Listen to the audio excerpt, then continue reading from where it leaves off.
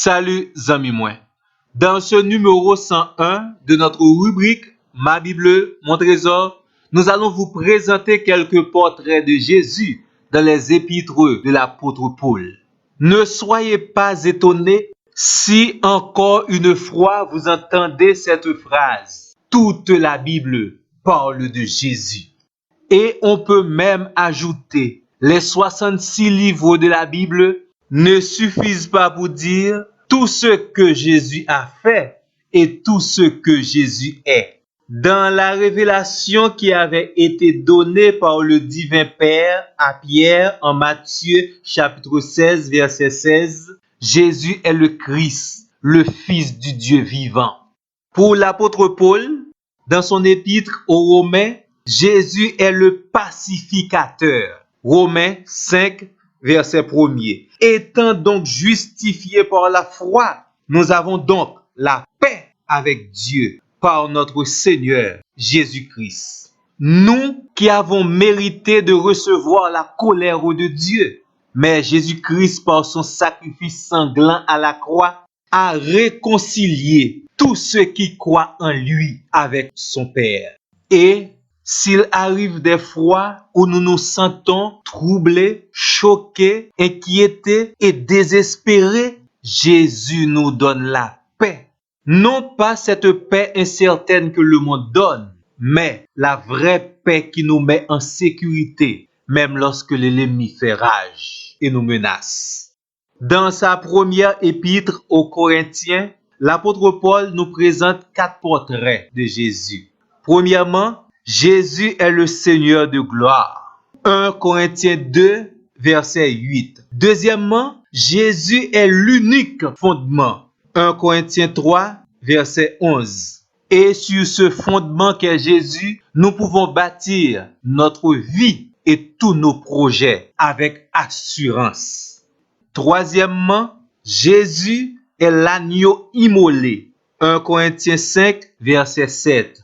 En Exode 12, lorsque l'ange destructeur frappait de mort les premiers-nés d'Égypte, seuls ceux qui étaient à l'intérieur des maisons marquées par le sang de l'agneau immolé avaient la vie sauve. Le sang de l'agneau divin qui a été immolé pour nous est notre seule et unique source de sécurité contre les ravages de l'ange destructeur. Quatrièmement, Jésus est le vainqueur de la mort. 1 Corinthiens 15, versets 24 à 26. Nous savons que la mort est l'ennemi indomptable et invaincu. Mais notre Jésus, il a vaincu la mort, non seulement pour lui-même, mais surtout pour nous.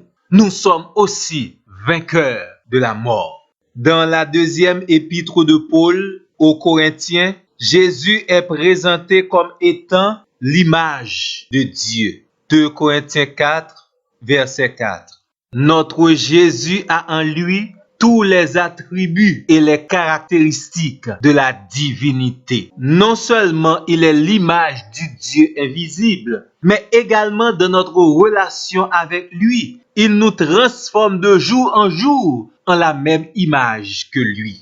Dans l'épître de Paul aux Galates, Jésus est présenté comme étant le libérateur.